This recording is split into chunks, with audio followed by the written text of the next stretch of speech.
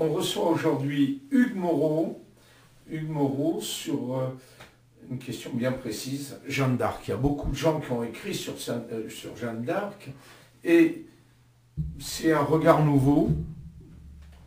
Donc, sur Jeanne d'Arc, quel est ce regard, hein? Et avec frère Thierry qui lui posera quelques questions, mais surtout, il va nous expliquer quel est le regard. Donc, je crois, cher ami, que vous êtes en train de préparer un livre pour Jeanne d'Arc, sur Jeanne d'Arc. Qu'est-ce qui vous a amené d'abord à vous intéresser à cette figure? Oh, c'est une histoire un petit peu ancienne, à vrai dire. Bon, je suis historien, je me suis spécialisé un petit peu dans l'histoire du Moyen-Âge, et notamment dans la guerre de Cent Ans, et bien entendu, de fil en aiguille, je suis arrivé à la figure de Jeanne d'Arc. Et là, j'ai découvert un personnage qui m'a séduit, qui m'a attiré pour des raisons un peu inhabituelles, je dirais, parce que j'ai été impressionné par la relation que l'on trouve chez elle entre la dimension politique et historique d'une part et la dimension religieuse, spirituelle et mystique. Et c'est ce lien qui m'a toujours interrogé, intéressé, et ça a été le point de départ de recherche, de réflexion qui m'ont conduit à cet ouvrage que je termine actuellement. Et vous mettez dans ce livre qui paraîtra dans quelques mois, j'espère, vous allez mettre l'accent sur quel aspect? Donc sur celui-ci justement, c'est-à-dire que le lien entre mystique et politique. Le lien entre mystique et politique, et surtout il s'agit en effet de poser les questions qui concernent sa dimension religieuse, qui est donc particulière du fait justement de cette mission politique, et donc il s'agit d'explorer, d'essayer de comprendre, d'essayer de voir vers quoi cela nous conduit. Et en fait, si on creuse un petit peu, on réalise que l'aventure de Jeanne d'Arc soulève des questions très importantes et qui ne sont pas évoquées par les historiens en réalité. Enfin, il faut le dire, c'est un petit peu le point de départ de mon travail, hein. C'est d'essayer de combler tout simplement, enfin, il faut bien le dire, des lacunes dans l'historiographie johannique. Et l'historiographie de Jeanne, c'est simple, elle est très, très importante, elle est surabondante bien sûr, elle est constante, elle est sans cesse renouvelée par de nouveaux titres, mais elle est aussi très stagnante. C'est une historiographie qui finalement se répète beaucoup, et le travail historique sur Jeanne d'Arc est souvent et constamment un travail de surface, un travail factuel, un travail événementiel qui est très important, mais qui passe à côté d'énormément de choses. Et ça, bien et voilà, c'est simple. Il m'a semblé qu'il fallait avancer, qu'il fallait ouvrir les yeux, élargir le champ. Enlever ses œillères d'historien et prendre conscience que l'histoire de Jeanne d'Arc porte sur des domaines nombreux, multiples, et qui parfois paraissent s'éloigner de l'histoire, mais c'est toujours de l'histoire de toute façon. C'est simplement une façon d'ouvrir le champ. Donc des questions se posent, et il faut simplement y regarder. Vous avez compulsé les travaux de Quichera et de tous les historiens qui ont suivi, et sur l'aspect, disons, spirituel, l'ouvrage du père Périssac, la mission de Jeanne, qui est un des plus beaux livres, Doncoeur, bien sûr. Et bien sûr Peggy. Et Peggy. Qui n'est pas un historien, mais je pense qu'il avait des intuitions profondes, lumineuses. Oui, alors... Sur l'articulation particulière du politique et du religieux. Absolument. Et alors, c'est intéressant que vous le citiez, parce qu'en effet, cette articulation, ce sont les écrivains qui ont été sensibles, au fond. Ce ne sont pas les historiens. Et tous ces aspects, tout cet approfondissement qui serait nécessaire, ont été finalement abordés à leur manière par les auteurs, par les écrivains qui ont une sensibilité, qui ont senti qu'il y avait quelque chose qui ont senti qu'il y avait une profondeur qu'il fallait chercher, et ils l'ont évoqué à leur façon, de manière poétique ou littéraire. Donc c'est intéressant d'aborder aussi le sujet par eux, et on peut souvent effectivement s'aider de ces œuvres. Il y a Bernanos qui a écrit un beau texte sur Jeanne d'Arc, enfin, et il y en a d'autres bien sûr, enfin ils sont même très nombreux. Donc, même des Russes qui sont intéressés. Absolument, absolument. Alors, d'ailleurs, il y a quelques temps, j'avais ici, au même micro, Monsieur Maire, qui est président de l'Association universelle des Amis de Jeanne d'Arc, à propos de la statue. De la statue. Oui. Oui. Oui, alors ça c'est un volet très intéressant. En effet, il y a une présence de Jeanne d'Arc en Russie qui est importante, qui est assez importante et ancienne. Et c'est aussi un volet intéressant à étudier, et d'autant plus que c'est bien que vous en parliez, car les auteurs russes sont, du point de vue dont je parle, sont particulièrement intéressants. Il y a, bon, malheureusement, c'est pas toujours traduit. Il y a notamment un livre d'un auteur russe, je peux le citer, Sergueï Obolensky, qui a écrit un gros livre sur Jeanne d'Arc, mais qui n'est malheureusement pas traduit en français. Non, c'est Sergueï Obolensky, il me semble bien, hein, et qui a eu une belle approche assez spiritualiste, assez intériorisée, avec beaucoup de choses intéressantes, mais donc qui n'est pas traduit, mais en tout cas qui montre bien que, en effet, du côté du monde russe, du monde orthodoxe, on a aussi senti les choses d'une autre façon et d'une manière au fond très intéressante, mais très différente de la nôtre. Un peu comme Alexandre Nevsky. Oui, un oui. peu dans la même lignée. Oui. À la fois défenseur de la foi, oui, et de la patrie. Absolument. Et alors, il y a effectivement, on peut citer bien sûr tout ce monde. On peut citer Merejkovski qui a été très particulier, bien sûr, mais qui fait partie de ce monde et qui offre. Il y a un très beau roman d'ailleurs aussi sur Savonarole. Oui. Mais il était à la limite, disons, des courants un peu ésotériques. Oui. Oui, bien entendu, il a une vision bien à lui, mais voilà. Un grand écrivain. Hein. Voilà, un grand écrivain, et le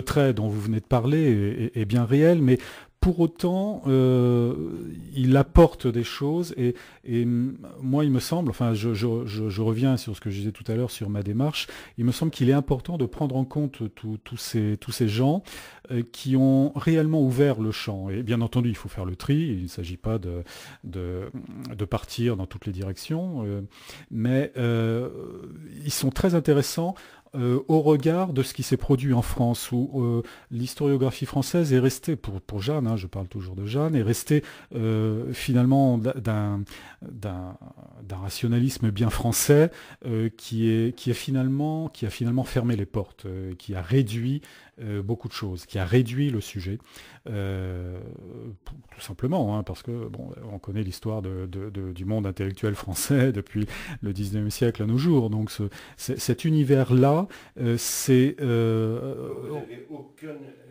ouvrage qui aurait grâce à vos yeux, quoi. Non, parce que alors non, c'est bien sûr qu'il y a de très bons ouvrages sur Jeanne d'Arc, de bons ouvrages historiques, mais notamment récemment. Les plus intéressants sont dans les derniers. Il y a effectivement dans les derniers titres un certain renouvellement tout de même de l'historiographie. Et il y a quelques titres très intéressants, mais toujours d'un point de vue de l'analyse factuelle, de la mise bout à bout des événements et de l'absence de recul. Mais malheureusement, moi j'y vois une absence de recul, une absence analytique, une absence de recherche du sens. Alors on va en parler bien sûr. Pernoud, c'est une époque. Régine Pernoud a un grand mérite.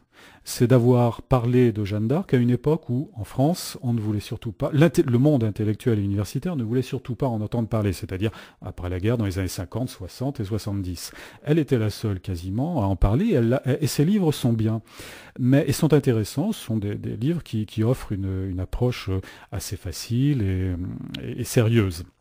Mais aujourd'hui, le travail de Régine Pernoud a pris est toujours valable, mais a pris un léger coup de vieux tout de même, puisqu'il y a, surtout dans les années 2000, depuis 2012 en réalité, quand même plusieurs titres qui sont sortis et qui apportent de nouvelles synthèses intéressantes du point de vue historique. Donc Régine Pernoud, ça a été une époque, ça reste des livres qui permettent une approche aisée de l'histoire de Jeanne d'Arc, mais ce sont des livres qui ont, et elle n'est pas la seule, mais ce sont des livres qui ont leurs limites vraiment aujourd'hui.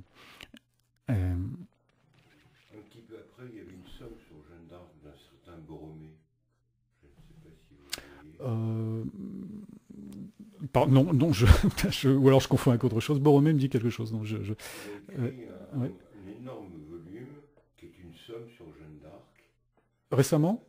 Non. Il y a 5-6 ans. Oui. Je l'ai probablement vu, alors s'il y a 5-6 ans, mais effectivement, je ne voudrais pas confondre, comme il y a énormément de titres qui sont passés entre mes mains. J'ai dû le voir. Non, mais pour les titres récents, évidemment, il est très intéressant pour les gens qui veulent approfondir et s'y intéressent vraiment. Il est très intéressant d'avoir le dictionnaire de Philippe Contamine qui est paru en 2012, qui est un très bon travail académique, mais très évidemment très fiable, qui est à la fois dictionnaire et biographique. Et puis d'autres livres plus récents aussi qui sont de bonnes synthèses. Il y a aussi on peut citer mais là aussi c'est vraiment pour les personnes qui ont envie d'y regarder de plus près, ce gros dictionnaire encyclopédique paru l'an dernier, dont j'ai oublié le nom de l'auteur m'échappe tout d'un coup, mais c'est ce gros dictionnaire paru chez Desclés de Brouwer, je crois, qui est un instrument de travail tout à fait remarquable, qui a le mérite de contenir énormément aussi de textes pris ailleurs et qu'on ne trouve plus, et donc d'offrir énormément de références. Donc tout ça pour vous dire que l'historiographie joannique est très vivante et elle apporte aujourd'hui des choses intéressantes après avoir longtemps stagné. Elle a longtemps stagné. Aujourd'hui, elle est vivante. Mais néanmoins, mais je reviens à mon travail. Néanmoins, moi, je n'y ai pas trouvé toutes les réponses que j'attendais encore.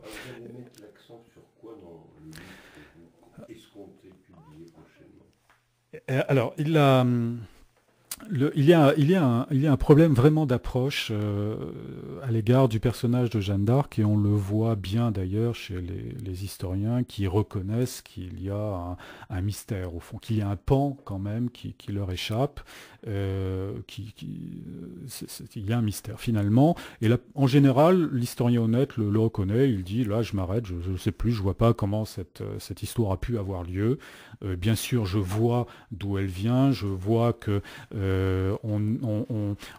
à l'époque, la fonction prophétique existait et les cours royales, princières avaient avec elles en leur sein des personnages un peu étranges comme ça qui étaient là pour jouer un peu, pour tenir cette fonction prophétique. Et donc on se dit, voilà ce que se disent les historiens. Donc au fond, voilà le cadre pour comprendre Jeanne d'Arc. En réalité, ça ne suffit pas du tout. En réalité, il y a un réel problème de lecture des sources. Les sources principales, c'est le procès. Et moi, j'ai commencé par là. J'ai commencé par regarder de très près ce texte et j'en ai sorti un certain nombre d'analyses, de questions. Je me suis rendu compte, une fois encore, les pauvres, je ne veux pas les éreinter, mais que ce texte, au fond, était peu ou mal lu par les historiens, qui souvent analysent mal les textes, contrairement aux littéraires qui ont des techniques pour ça. Les historiens les ignorent, ces techniques-là, et ils n'entrent pas dans le texte. Et quand la source est très complexe, comme c'est le cas du procès de Jeanne d'Arc, il se heurte très vite à des limites. Et donc ces sources montrent bien qu'il y a avec Jeanne d'Arc un personnage très à part, très particulier, que ces paroles ne sont pas seulement de belles paroles de dévotion, elles transportent une expérience, elles transportent autre chose, elles traduisent quelque chose de profond. Elles ont un sens qu'il faut essayer de décrypter. Donc il faut regarder, analyser le déroulement de cet échange entre les juges à Rouen et Jeanne captive. Ça, c'est une première chose, et il ressort de là, à ce moment-là, un personnage qui pose beaucoup de questions, des questions religieuses et spirituelles, et des questions théologiques. Alors, abordons ces trois aspects. Question religieuse. Cochon, qui était l'agent de l'anglais, qui était un sorbonnard éminent. Oui. Du point de vue catholique, schismatique. Mais l'Église était divisée à l'époque. Oui. Marquez, des fois, il vaut mieux avoir plusieurs papes qu'un seul est mauvais. Mais ça, c'est une affaire de goût. Elle répond bien à la question des juges. Pardon, Elle répond bien à la question des juges. Oui. Justement sur la question du pain. Oui, oui, oui. Alors évidemment, pour nos auditeurs, il faut rappeler que ce procès est une affaire montée, mais une affaire assez compliquée, où interviennent deux forces, si vous voulez. Les autorités anglaises qui ont un objectif, c'est de tuer Jeanne d'Arc, parce qu'elle leur pose de gros problèmes militaires. Enfin, pour eux, c'est une réelle entrave, il faut la supprimer. Et il y a une autre force, et c'est celle dont vous venez de parler, c'est l'université, c'est Cochon, qui lui-même en fait partie tout en jouant son jeu. Et là, c'est plutôt la puissance... Ah oui, alors, bon. C'est le même milieu. Mais donc ce côté-là, c'est plutôt la puissance des réformateurs de l'Église. Et ces deux forces vont se rencontrer, puisque ces réformateurs, ces sorbonnards, ces conciliaristes, en fait, ceux qui prônent l'autorité du concile à l'encontre du pape, sont aussi pro-anglais. Donc ils se rencontrent. Et parce que vous aurez certains modérés qui pourront avoir des tendances conciliaristes tout en restant dans le giron de l'Église catholique romaine. Oui. C'est très compliqué. Oui, non, l'histoire est très compliquée. Mais même parmi les partisans de Jeanne. Oui, absolument. Non, il est certain que les choses ne sont pas toujours très, très tranchées, mais néanmoins, les organisateurs du procès, le groupe de théologiens qui, avec Cochon, soutiennent ce procès, on le voit, sont quand même, eux, bien nettement dans un camp précis. Et d'ailleurs, ensuite, ils vont au concile de Bâle, aussitôt en juillet 1431, dès le procès terminé, on les retrouve à Bâle, en train de soutenir le camp antipapal. Donc Cochon repose bien en paix à Lisieux, dans la cathédrale. Oui, à Lisieux en plus, c'est très intéressant d'ailleurs. Donc ces deux forces qui veulent ce procès. Il y a les Anglais qui veulent la tuer. Ça n'est pas le cas de Cochon. Au départ, leur intention, c'est de faire un procès qui la condamne, et plutôt un procès en hérésie, plutôt un procès religieux. Donc ça devient un procès qui prend les formes d'un procès inquisitorial. Il en prend la forme, en tout cas, et c'est à travers ce biais-là qu'on pense pouvoir la piéger. Donc voilà ce qui se passe. Et alors effectivement, à ce moment-là, ces juges font tout pour faire de Jeanne d'Arc une hérétique ou une sorcière, et ils cherchent, ils creusent, ils posent des questions pour essayer de dénicher le petit truc auquel ils vont pouvoir se raccrocher et faire croire à une sorcière ou à une hérétique. Et donc tout cet échange au cours, en fait ce sont les séances de l'interrogatoire qui sont très longues, qui durent plusieurs mois, enfin il y a une douzaine de séances, et l'échange a lieu donc au cours de ces séances. Et quand on parle du procès, le cœur du procès, c'est ça, et c'est là qu'on a un apport, un document, un événement tout à fait extraordinaire à travers cet interrogatoire. Et c'est à travers ce texte, à travers cet événement, qu'on peut découvrir la profondeur de la figure de Jeanne d'Arc et son mystère aussi. Qu'entendez-vous par mystère? Alors, le mystère, c'est que c'est l'association, comme on le disait tout à l'heure, entre cette mission politique et une mystique. Alors, la première chose, une fois que j'ai dit ça, c'est très bien, mais j'ai introduit une nouveauté, c'est la mystique. Le premier problème, c'est d'arriver à percevoir cette dimension mystique et ensuite de tirer le fil et de voir de quoi il s'agit vraiment. Mais première chose, en effet, et moi j'ai travaillé là-dessus en premier lieu, il y a tout un tas d'éléments qui permettent de donner un autre cadre à la figure de Jeanne d'Arc, un autre cadre que celui que l'on donne habituellement, celui du prophétisme. Le prophète est censé, le prophète médiéval, je veux dire, la figure du prophète médiéval est celle qui en général vient voir un prince et lui expliquer la parole de Dieu et lui conseiller d'aller vers tel ou tel acte plutôt qu'un autre, ou telle politique plutôt qu'une autre. Et donc, évidemment, on s'est dit, Jeanne d'Arc, c'est ça. Mais au fond, non, ça n'est pas ça vraiment. C'est un peu ça, mais ça n'est pas le fond du problème. Et si on y regarde de plus près, on va plutôt glisser vers un autre champ qui est celui de la mystique. Et quelle influence voyez-vous sur sa spiritualité franciscaine? On a beaucoup parlé d'une influence franciscaine, notamment à travers les tiers ordres et à travers certaines figures franciscaines de l'époque. Il me semble que, là j'irais plutôt dans le sens d'un certain nombre d'auteurs et d'historiens, il me semble que, au fond, la liberté de Jeanne d'Arc ressort plutôt, c'est plutôt une liberté spirituelle qui domine. Néanmoins, Aussi chez certaines béguines.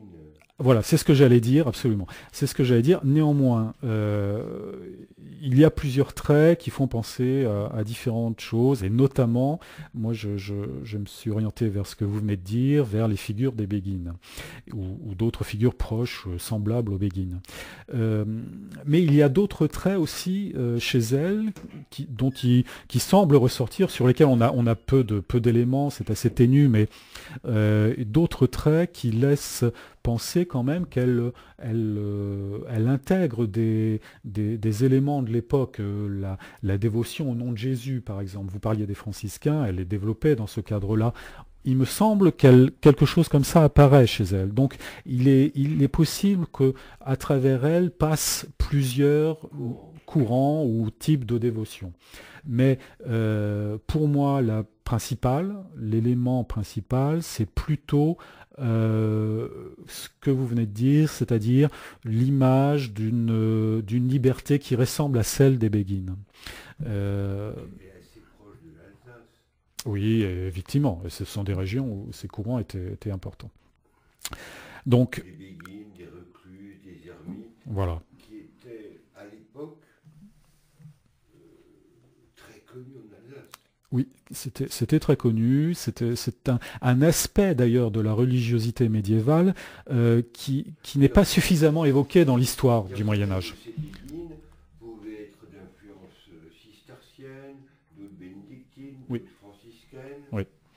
Effectivement, et parfois elles allaient dans les tiers ordres d'ailleurs, de différentes branches. À la fin du Moyen-Âge, c'était même une politique ecclésiastique d'ailleurs de les intégrer dans les tiers ordres pour les contrôler un peu plus, enfin, pour les encadrer un peu plus. Pour moi, il me semble assez clair que Jeanne d'Arc est proche de ça, tout simplement parce que quand on regarde son cas de figure, on voit bien qu'elle ressemble à ça. Voilà une jeune femme, une jeune fille très, très mystique, très religieuse, qui vit en laïque dans un village, dans une communauté rurale. Bon, et qui va ensuite développer une expérience de visionnaire. Tout ça ressemble effectivement à ces personnalités qui étaient des femmes qui vivaient une spiritualité profonde, mais souvent dans le monde, souvent reconnues par leur entourage, parfois en solitaire. Enfin, on est là dans quelque chose qui est, je pense, à quoi on peut tout à fait rattacher Jeanne. Et donc, déjà là, on met le doigt sur quelque chose. En fait, on met le doigt sur une nouvelle vision de Jeanne, sur une vision plus profonde, plus construite, qui change de ce qu'on en voit habituellement. C'est-à-dire, ce qu'on voit habituellement, je vous le dis en un mot très rapidement, c'est un personnage qui arrive tout d'un coup comme ça, on ne sait pas d'où, on ne sait pas comment. Voilà comment on la présente les livres. C'est-à-dire, il la présente en nous disant, en faisant commencer les choses avec sa vision à 13 ans. Voilà. Et ça, tout d'un coup, voilà comment se passent les biographies de Jeanne. Tout d'un coup, à 13 ans, cette fille voit Saint-Michel qui lui fait passer un message. Bon, et on ne sait pas. Voilà, et ça s'arrête là. Bon, il est évident que ça, c'est trop léger. Moi, ça ne me convenait pas. Et si on regarde bien tout ce qu'on a, toutes les sources, tous les témoignages, on a affaire à une personnalité religieuse et spirituelle, déjà très jeune, enfant, et ça n'était pas quelque chose d'inconcevable du tout. Et là, on voit déjà alors se dessiner une nouvelle figure, si on pense à ça, et si on regarde bien ça de très près. Il nous reste ensuite à tirer le fil. Alors, eh bien, bon, je vais un peu dévoiler un certain nombre de choses que j'ai écrites. Je vais essayer de pas tout dire, mais sur cette expérience se greffe une dimension que l'on voit parfois, mais que l'on voit parfois, oui, mais à laquelle on ne pense pas, et c'est effectivement la dimension visionnaire, c'est-à-dire que la spiritualité de cette jeune femme s'est orientée vers la réception de messages et vers la communication avec des personnages célestes, en l'occurrence des anges, auxquels on a ensuite, se sont greffées ensuite les figures des saintes, Sainte Catherine et Sainte Marguerite, bon, pour des raisons variées. Donc, l'idée, c'est de voir en elle la concomitance de ces deux phénomènes. Et en général, on retient les visions, on retient les dialogues avec les saintes. Et puis, comme je le disais à l'instant, tout ça est un peu vague, comme ça, et flottant, et on ne sait pas pourquoi, et on ne sait pas comment. Mais c'est là qu'on se trompe.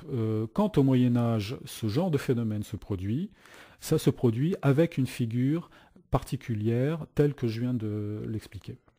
Une figure construite, une figure qui a une expérience, une figure qui appartient à un univers bien précis, et pas quelqu'un tout d'un coup comme ça qui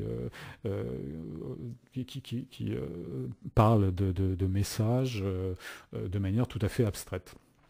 Donc, il est important de reconstruire de cette façon le personnage de Jeanne. Et alors, je continue là-dessus. La difficulté avec Jeanne d'Arc, c'est qu'il se greffe donc cette dimension visionnaire. Et là où ça devient vraiment compliqué, et c'est pourquoi il nous est un peu difficile de la comprendre, c'est que cette dimension visionnaire débouche sur une grande originalité. Jusqu'à présent, ça n'est pas si original que ça. Mais arrive une grande originalité, c'est que le message est politique. Jusqu'à présent, ce n'était pas le cas. Quand à chaque fois qu'on a des mystiques visionnaires, ce sont des messages plus spirituels, plus orientés sur leur propre expérience, ou éventuellement les messages des visionnaires prophétiques dont j'ai parlé tout à l'heure. Il est important de voir ces différentes catégories. Et pour Jeanne d'Arc, eh bien, voilà, nouveau problème, c'est un discours politique, c'est un projet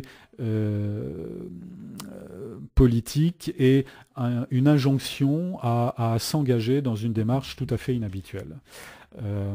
Mais cette démarche, encore une fois, on ne la comprend pas, en effet, si on n'a pas pris en compte le point de départ dont on vient de parler. Et là, effectivement, si on ne prend pas en compte ce point de départ, on a du mal à voir pourquoi, qu'est-ce qui se passe. Voilà. Et à partir de là, eh bien, il est important, il faut tout simplement se demander comment peut-on associer à l'expérience mystique et visionnaire la démarche politique et guerrière de Jeanne. Comment les deux ont-ils pu s'associer? Et c'est déjà toute une question de s'interroger sur la mystique de Jeanne. Ça en devient une autre encore plus un petit peu compliquée que de s'interroger sur le lien supplémentaire avec sa mission. Donc voilà, vous voyez que quand on évoque tout ça, je veux pas aller trop loin, mais quand on évoque tout ça, vous voyez qu'on est loin, on s'éloigne de l'image habituelle de cette jeune femme qu'on voit débarquer à la cour royale, dans l'armée royale, qu'on prétend mettre à la tête d'une armée. Alors c'est tout à fait faux, la vieille historiographie prétendait ça, évidemment c'est pas ça du tout. Jeanne d'Arc est engagée en quelque sorte dans l'armée de Charles, elle n'en est pas le général du tout, bien entendu. Mais bon... On s'est beaucoup attardé sur ces aspects-là, qui sont très importants, qu'il faut analyser et comprendre, mais on ne peut pas isoler de la question de la personnalité de Jeanne, de sa réalité intérieure, de sa profondeur. Donc, la conclusion, cher ami. Et pour conclure, donc, bien écoutez, nous en reparlerons parce que effectivement tout ça va assez loin, mais voilà les directions à prendre, voilà le fil à tirer, et cela nous conduit à une figure beaucoup plus construite, beaucoup plus complète, je dirais, de Jeanne, et qui permet de comprendre les points d'interrogation. Un Péguy a peut-être mieux compris Jeanne que certains historiens de l'époque. Voilà, on revient à notre point de départ. En effet, je pense que un Péguy et certains auteurs, certains écrivains, avec leur sensibilité, ont perçu quelque chose, ont senti quelque chose, et avec leur talent, l'ont approché beaucoup plus que des historiens.